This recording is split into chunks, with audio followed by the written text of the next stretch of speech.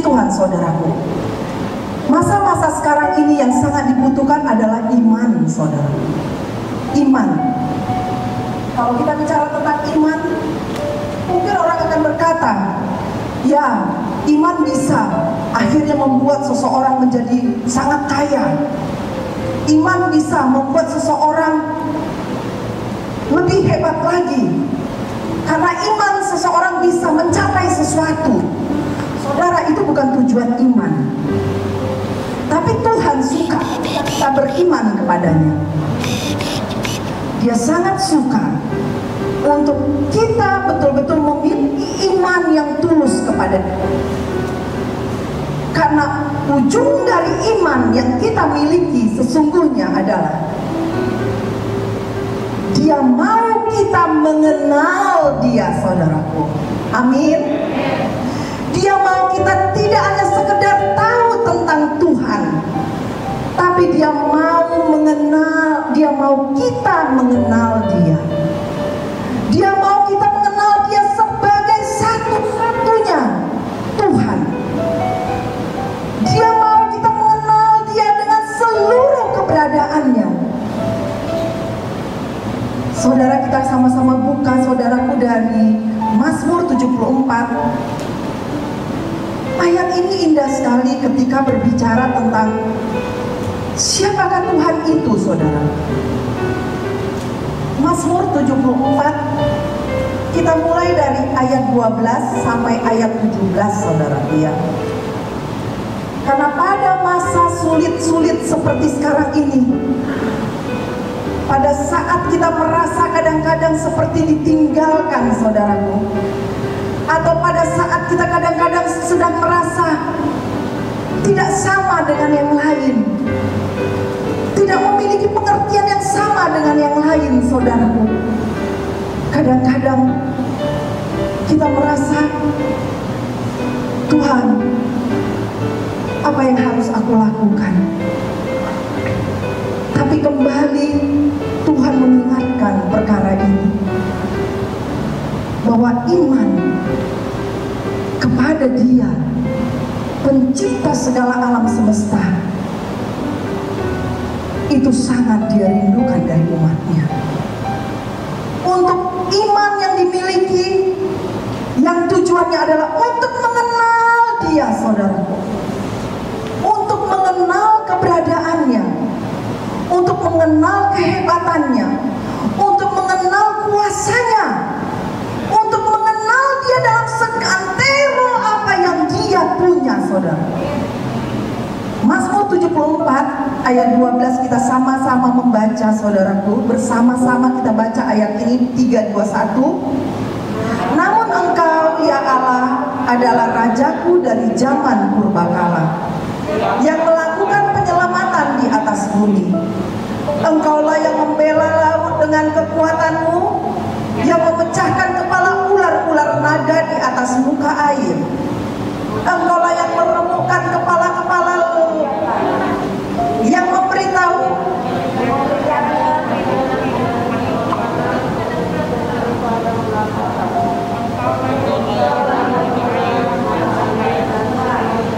Engkaulah yang mengeringkan sungai-sungai yang selalu mengalir. Punya mula siang dan punya mula juga malam. Engkaulah yang menaruh benda penerang dan matahari. Engkaulah yang menetapkan segala batas bumi. Musim kemarau dan musim hujan Engkaulah yang membuatnya. Saudaraku, kalau kita membaca sedikit dari ayat pemazmur ini hanya sebagian yang mau ditonjolkan. Betapa hebatnya Tuhan kita itu, betapa berkuasanya Dia, bahwa Dia adalah Raja dari zaman purbakala, bahwa Dia adalah yang melakukan penyelamatan di atas bumi, bahwa Dialah yang membela laut dengan kekuatannya. Ada yang bisa membela laut, saudaraku, di sini? Dia memecahkan kepala ular-ular naga, saudara, di atas muka air. Dia bisa melakukan apapun. Dia mau menyatakan kepada umatnya, aku lebih besar dari apa yang bisa kau tangkap. Kadang-kadang manusia sudah hebat dari Tuhan. Padahal pikirannya hanya sebesar otaknya sebesar kepala tangan. Tapi saudaraku, ya orang jenius mungkin lebih sedikit lah. Tapi apa yang terjadi? Orang-orang lebih banyak ditakut-takuti dengan smartphone daripada firman Tuhan yang dia pegang dengan teguh. Kadang-kadang kita mendapati lebih pintar handphone daripada manusia. Setuju saudara melihat itu sekarang? Merasa lebih banyak tahu akan segala sesuatu, merasa lebih tahu apa yang akan terjadi dengan situasi yang begini. Saya katakan pada hari ini saudaraku, di tengah-tengah kita umat Tuhan yang dikatakan khusus di hati Tuhan, gereja ini ada dibangun oleh Tuhan sendiri, oleh kuasa Roh Kudus, kuasa supranatural, oleh mukjizatnya saudaraku. Tidak mungkin ini ada sampai saat ini kalau bukan karena mukjizat yang benar-benar Tuhan kerjakan di tengah-tengah GKKD saudaraku. Tapi hari ini baiklah kita sama-sama datang kepada Tuhan melalui doa kita pada sore hari ini untuk menyatakan, Tuhan Kau lebih besar dari segala yang ada. Mengasihi Dia dengan segenap hati kita, dengan segenap jiwa kita, dengan segenap kekuatan kita, dan dengan segenap akal budi kita saudara. Ini adalah satu kebenaran yang Tuhan sudah nyatakan dari semula.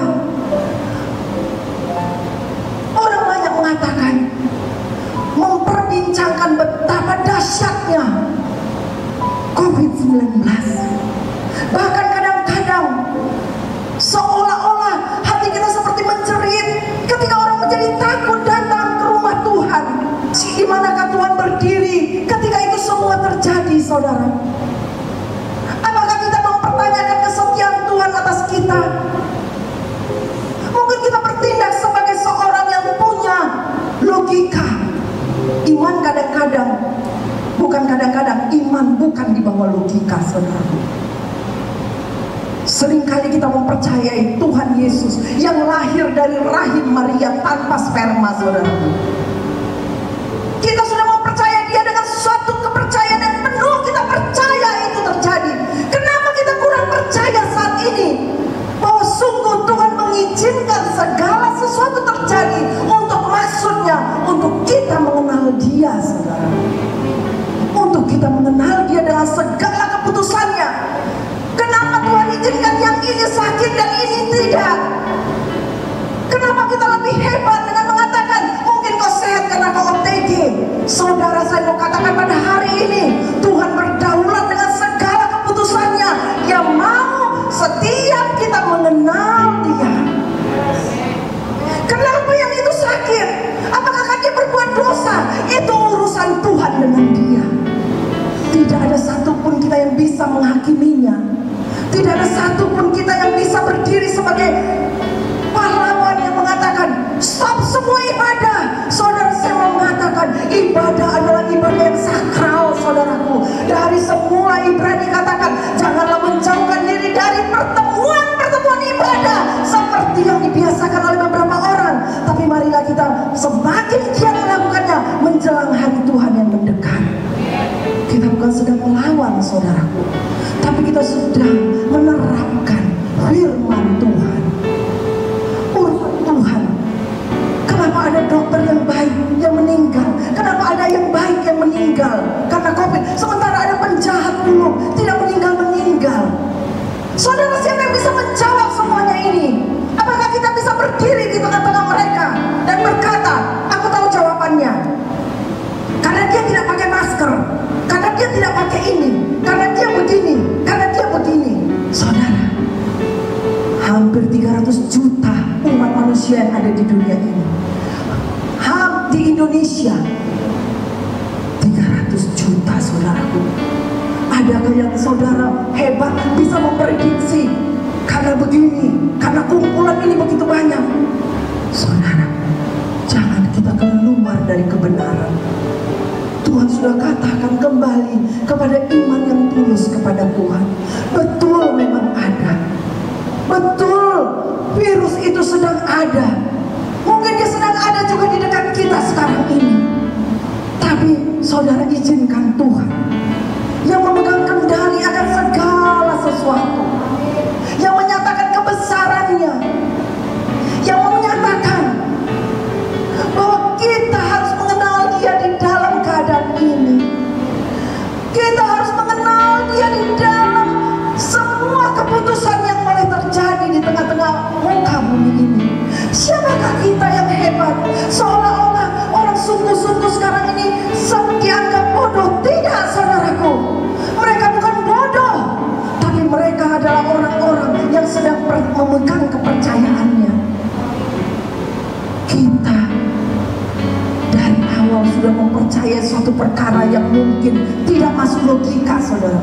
Bagaimana mungkin kalau pakai logika percaya kita kepada Yesus yang dikatakan lahir dari Roh Kudus, kalau bukan karena Roh Kudus yang menganugerahkan itu kepada kita? Kenapa tanggung-tanggung kita percaya sekarang ini? Kenapa? Kenapa kita mesti tanggung-tanggung mempercayai bahwa Tuhan yang ada di dalam kita lebih besar dari segala roh yang ada di dunia ini? Dan kalau itu menimpa aku, Tuhan sedang berurusan dengan aku dengan maksudnya supaya aku semakin mengenal Dia. Hanya itu, saudaraku. Iman itu ujungnya untuk kita mengenal Dia, untuk kita semakin mengenal Dia. Jangan diabu-abukan, saudara. Jangan diabu-abukan. Pengenalan akan Tuhan itu ya atau tidak. Jangan dibuat abu-abu. Habakuk juga mengalami cerita itu ketika dia merasakan bagaimana dia ada di lingkungan. Dia bertanya mengapa dan mengapa. Habakuk 1 sama-sama kita baca, saudaraku. Habakuk 1 ayat 5 sampai ayat 6 ya. Habakuk 1 ayat 5 sampai ayat 6. Mari kita sama-sama bacakan. 3, 2, 1. Lihatlah di antara bangsa-bangsa dan perhatikanlah. Jadilah heran dan tercengang-cengang, sebab aku melakukan suatu pekerjaan dalam zamanmu yang tidak akan kamu percayai jika diceritakan. Sebab sesungguhnya akulah yang membangkitkan orang Kasdim, bangsa yang garang dan tangkas itu, yang melintasi bujur bumi untuk menduduki tempat kediaman yang bukan kepunyaan mereka.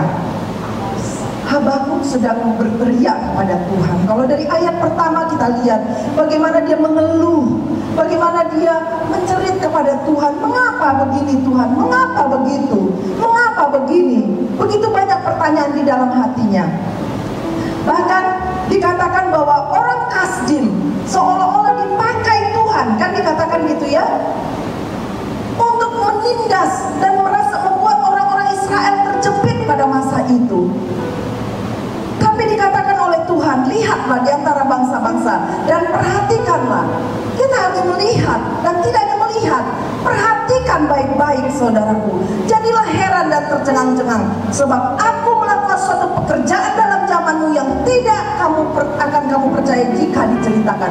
Satu hari nanti, pekerjaan apa yang akan kita ceritakan pada generasi sesudah kita, saudaraku? Kalau kita hidup di dalam tempurung, apa yang akan kita ceritakan?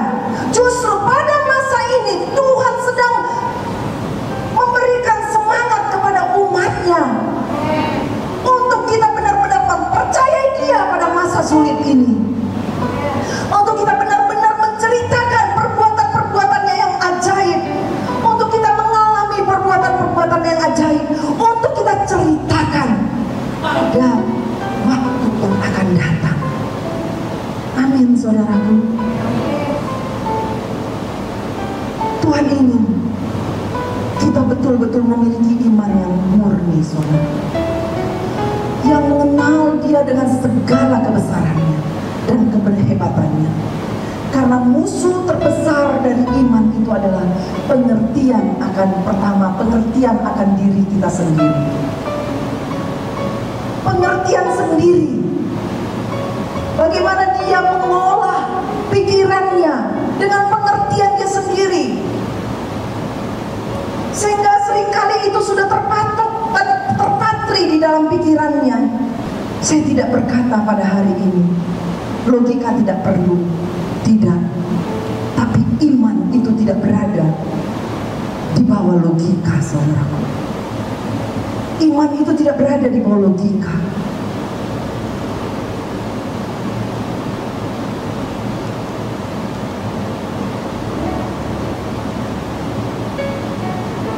Waktu kita memikirkan sesuatu,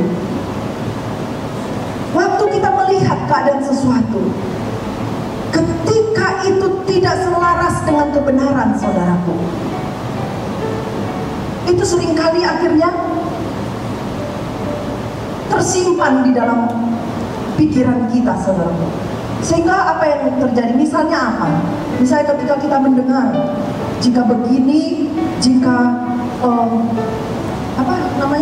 dengan hoax sekarang lah ya, banyak sekali orang lebih suka membicarakan yang negatif daripada yang positif. Ya, itu udah sifat manusia.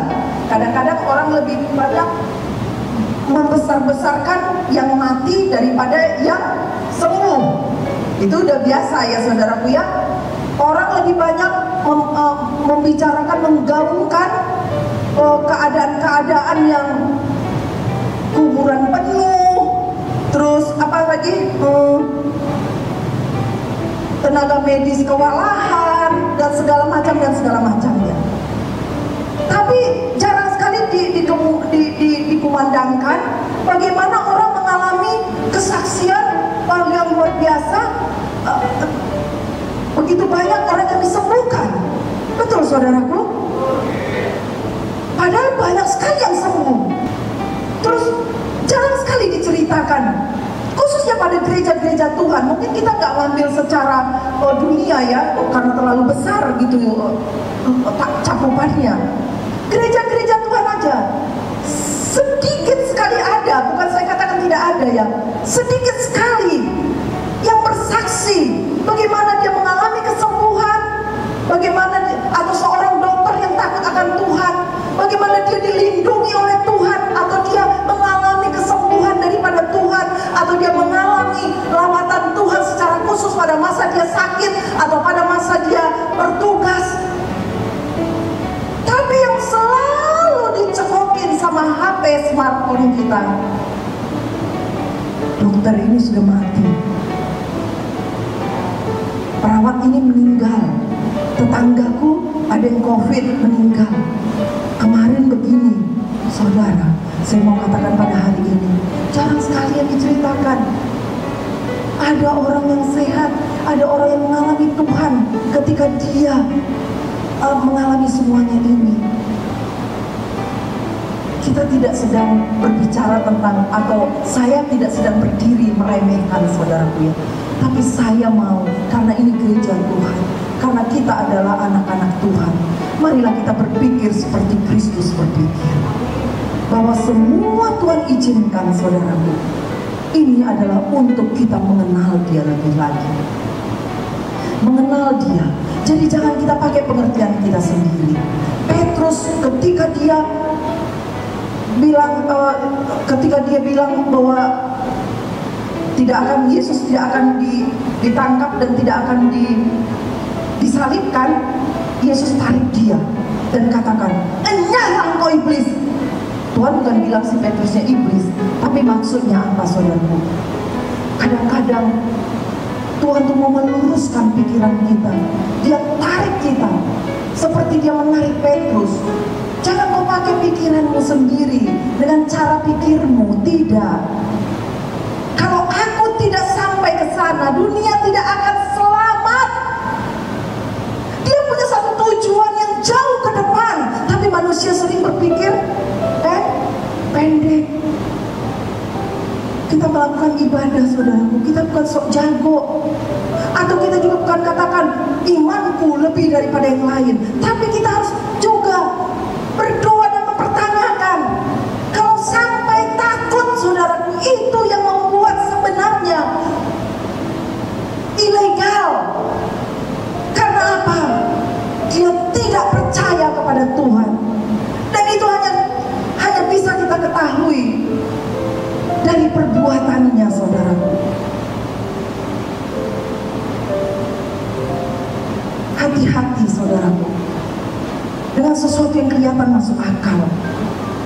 sebenarnya tidak dalam koridor kehendak Tuhan.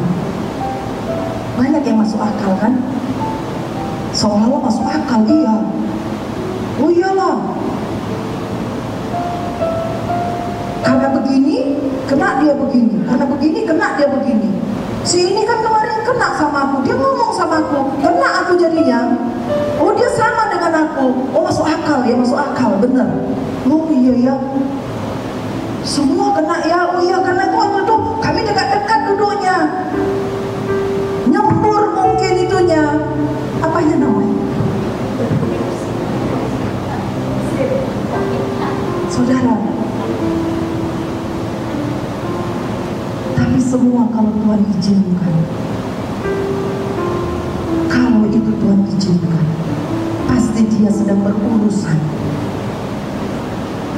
dengan hidup kita untuk lebih mengenal Dia. Atau kenapa yang lain sakit, ada yang begini, tapi nggak tahu. Itu bukan urusan kita. Tapi yang mau Tuhan mau kita memiliki iman yang ujungnya adalah untuk kita semakin mengenal Dia. Di dalam semua pengalaman yang kita lihat sekalipun, Dia mau kita melihat dan semakin mengenal Dia, saudara. Kita bisa berdiri di hadapan Tuhan. Kenapa ini begini Tuhan? Habakuk juga mempertanyakan, mengapa begini, mengapa begini? Tapi yang harus kita miliki adalah, aku dengan semua keadaan di sekitarku begini, Tuhan mau supaya aku semakin mengenal Dia. Musuh dari iman tadi saya katakan memakai pengertian sendiri. Yang kedua, musuhnya saudara Bapak, perasaan trauma. Sering orang trauma tidak bisa lagi punya iman yang murni kepada Tuhan. Trauma, itulah makanya aku bilang hari itu bukan satu kebenaran. Trauma, saudaraku, mematikan iman kita. Trauma membuat iman mati, saudara. Tapi hari ini kita harus keluar dari keadaan itu. Kita harus berdoa kepada Tuhan, merendahkan diri di hadapan Tuhan. Tuhan, bawa kami gerejamu, gerejamu yang berdiri karena satu hal yang supranatural yang sudah kau kerjakan bertahun-tahun yang lalu. Untuk umatmu, gerejamu boleh bangkit, memiliki iman yang benar di hadapanmu. Kita harus berdoa demikian, saudara. Mau online, mau offline, saudara, firman Tuhan tetap sama, bahwa Dia adalah Alfa dan Omega, yang awal dan yang akhir. Dia yang memulai dan Dia yang akan mengakhiri. Dia yang hebat sampai selama-lamanya. Dia Raja kita, Dia penyelamat kita. Dia yang membuat air laut dan sungai terbelah. Dia membuat siang dan malam. Dia mengatakan segala tentara surga boleh muncul, saudara. Dia berkata jadilah siang dan jadilah malam. Dia menciptakan manusia dari debu dan menghidupinya menjadi bernafas dan bisa berjalan dan memiliki daging. Dia yang mengerjakan itu, bukan berasal dari keras, saudaraku. Kita bukan berasal dari keras sehingga berubah-ubah dan jadi manusia. Tuhan menciptakan kita dengan keputusannya, dan Dia tidak berubah dari dahulu, sekarang, dan sampai selama-lamanya. Tapi di manakah umat yang benar-benar percaya kepada Dia? Di manakah umat Tuhan, anak-anak Tuhan yang berdiri di tengah badai, bukan menantang badai, tapi berdiri karena kuasa Tuhan yang meliputi hatinya dan karena cintanya kepada Tuhan. Tuhan suka ketika umatnya beribadah kepada Dia. Dia suka ketika umatnya berkumpul memuliakan namanya. saudaraku, ketika seorang dengan yang lainnya sesungguhnya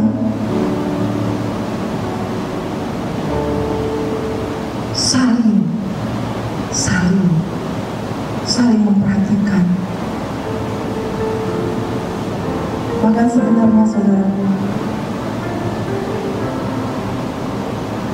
kalau saat ini terjadi suatu perubahan,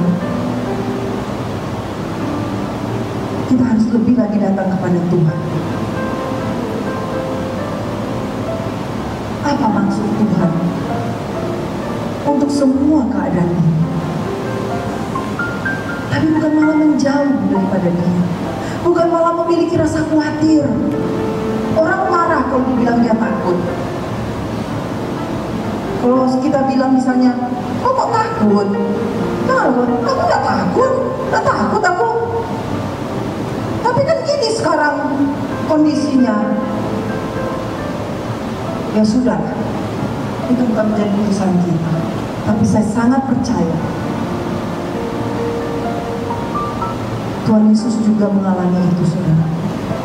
Petrus takut mengakui Dia sebagai Raja pada saat itu, sebagai Tuhan, sebagai temannya, sebagai pengikutnya, sampai dia berbohong. Yesus naik ke atas kayu salib menyelesaikan pekerjaan Bapa sendirian, saudara. Bahkan rasa ditinggalkan itu terjadi, saudara.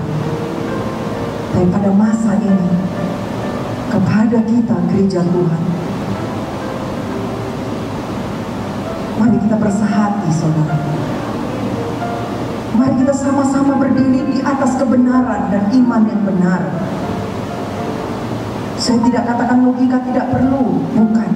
Tapi saya katakan iman itu tidak berada di bawah logika. Orang banyak memakai perkataan ini. Tuhan kan memberikan hikmat kepada kita, pengertian. Kita diberikan supaya kita bisa bertindak.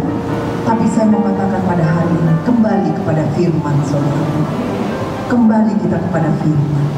Firman yang hidup, firman yang luar biasa, yang sudah tertulis berabad-abad lamanya, yang sudah ada, yang berbicara dari semula, supaya setiap kita gerejanya bisa memiliki pengertian yang benar. Satu ibadah itu adalah dari kesukaan Tuhan, pujian kepada Tuhan, pengagungan kepada Dia, yang sudah tertulis dari semula. Saya bukan sedang menghakimi orang-orang yang ibadah dengan online, saudara. Tapi saya sebagai hamba Tuhan juga di tengah-tengah kita mau menyampaikan, mari kita kembali kepada firman Tuhan. Kalau kita memang benar-benar merasakan satu perbedaan online dengan offline, saudaraku, kenapa kita harus dikucilkan? Kenapa kita harus ditinggalkan?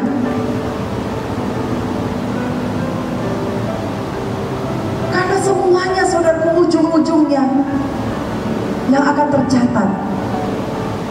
Sebab sesungguhnya akulah yang membangkitkan orang Kasdim, bangsa yang garang dan tangkas itu, yang melintasi lintang bujur bumi dan menduduki tempat kediaman yang bukan kepunyaan mereka. Toh apa yang terjadi di sekitar kita itu seizin Tuhan. Itu seizin Tuhan, saudara. Mari kita bangkit, saudara. Kita datang kepada Tuhan. Kita berdoa di hadapan Tuhan untuk kita lebih mengenal Dia dengan segala keberadaannya, untuk kita mempercayai Dia dengan tidak tanggung-tanggung, untuk kita bulat betul-betul mempercayai Dia, untuk benar-benar kita teguh mempercayai Dia dengan segala apa yang Dia katakan. Jangan kita sombong, mungkin kita berkata, "Tidak mempan tuh COVID sama aku." Tidak, saudaraku. Jangan katakan itu. Tapi perkatakan kebenaran.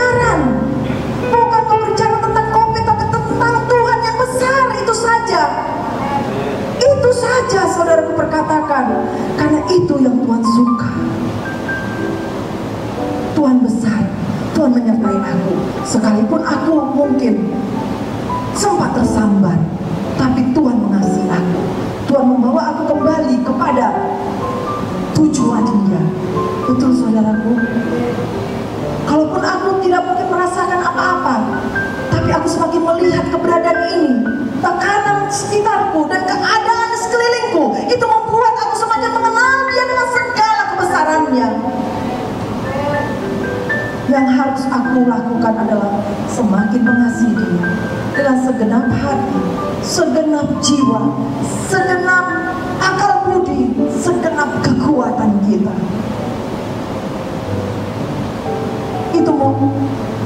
Itu dibutuhkan untuk kita melawan segala ketakutan. Itu sangat dibutuhkan untuk kita tidak memakai pengertian kita sendiri. Itu sangat dibutuhkan untuk kita memiliki iman yang sungguhnya di hadapan Tuhan. Mari saudara-saudara, kita datang kepada Tuhan. Kita berdoa kepada Tuhan. Kalau kita katakan kita percaya kepada Tuhan, itu tandanya kita percaya kepada mujizatnya, saudara. Amin. Allah sanggup memutarbalikkan keadaan kita. Iman kita ujungnya bukan juga mujizat, saudaraku, tapi ujung dari iman kita adalah pengenalan akan Tuhan, saudara. Dalam suka duka kita semakin mengenal Tuhan. Ketika itu terjadi, ketika itu kita lakukan di dalam hidup kita, maka sesuatu yang baik akan terjadi dalam hidup kita. Kita akan menceritakan di depan ini bagaimana dahsyatnya Tuhan kita.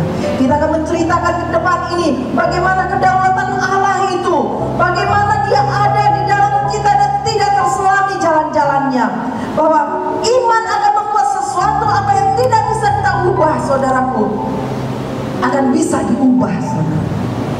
Sesuatu yang tidak bisa kita ubah, Tuhan bisa ubah, karena iman yang Tuhan taruhkan di dalam kita. Tuhan tetap sempurna. Untuk sesuatu yang tidak bisa kita ubah, Tuhan beri kita kasih untuk menerima hasil akhirnya yang maksimal, saudara. Karena itu tetap semangat. Mari saudara, kita semangat. Jangan kita juga menjadi hakim bagi saudara-saudara kita, tapi tolong mereka untuk keluar dari keadaannya, kembali kepada firman. Kembali kepada firman. Jangan takut, saudaraku. Kalau ada ketakutan, itu yang harus kita tantang, saudara. Karena ketakutan tidak akan membawa sesuatu yang baik bagi pertumbuhan iman kita. Mari kita datang pada Tuhan. Beban doa pada hari ini, saudara, kita berdoa bagi gereja. Kalau GKKD berdiri dari satu api supranatural, saudaraku, mujizat yang Tuhan sudah kerjakan bertahun-tahun yang lalu. Mari kita berdoa supaya gereja Tuhan, umat Tuhan yang ada di dalamnya, saudara, juga memiliki hatinya Tuhan, menangkap sesuatu, pengenalan akan Tuhan yang lebih lagi, memiliki iman yang penuh, saudaraku, iman yang teguh untuk berani menghadapi keadaan yang sangat sukar sekalipun. Karena Dia katakan dari Mazmur 74 tadi, Dia adalah penyelamat kita. Dia adalah Alfa dan Omega. Dia yang awal dan yang akhir. Dia Tuhan yang menjadikan siang dan malam. Dia yang menciptakan segala yang ada dengan perintahnya saja. Dia yang membuat alam semesta ini boleh ada, dan itu semua dengan perkataannya. Karena itu, saudaraku, kalau itu sudah Dia kerjakan, kenapa kita tanggung-tanggung sekarang? Lebih mempercayai keadaan di sekitar kita yang menakutkan itu, untuk kita bersembunyi, untuk kita melakukan sesuatu yang mungkin menjadi keanehan, ya saudaraku. Oke, kita beribadah. Mungkin ada baiknya juga kenapa ini terjadi. Makanya itu semua menjadi rahasia Tuhan. Kalau dulu mungkin Tuhan, mana tahu Tuhan memang gak suka mega church ya saudaraku ya, yang begitu padat dan sudah mulai beralih daripada apa? Daripada hikmatnya, sakralnya, menyembah Dia dan memuji Dia. Itu suka-suka Tuhan. Tapi jangan disamaratakan sehingga ibadah pun kita dilarang, saudaraku. Tidak boleh. Tutup gereja. Tidak, saudaraku. Saya percaya sekali bukan itu maksud dari semuanya ini Tuhan izinkan. Tapi Dia mau kita kembali mengenal Dia dengan segala kesakralannya dalam ibadah, dengan segala kerendahan hati.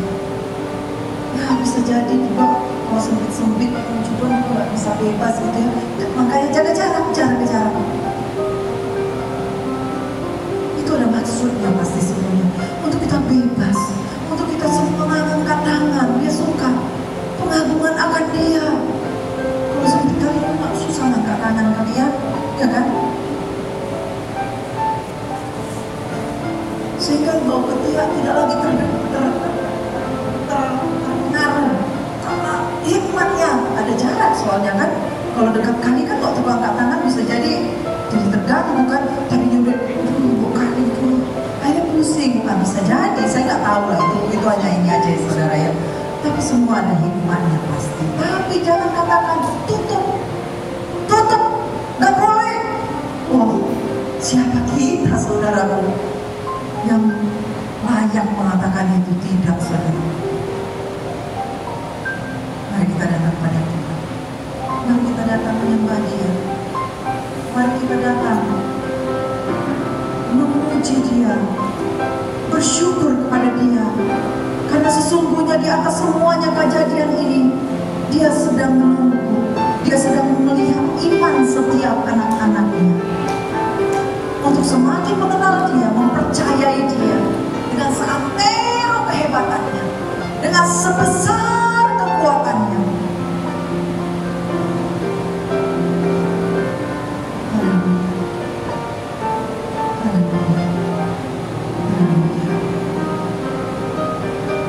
Haleluya.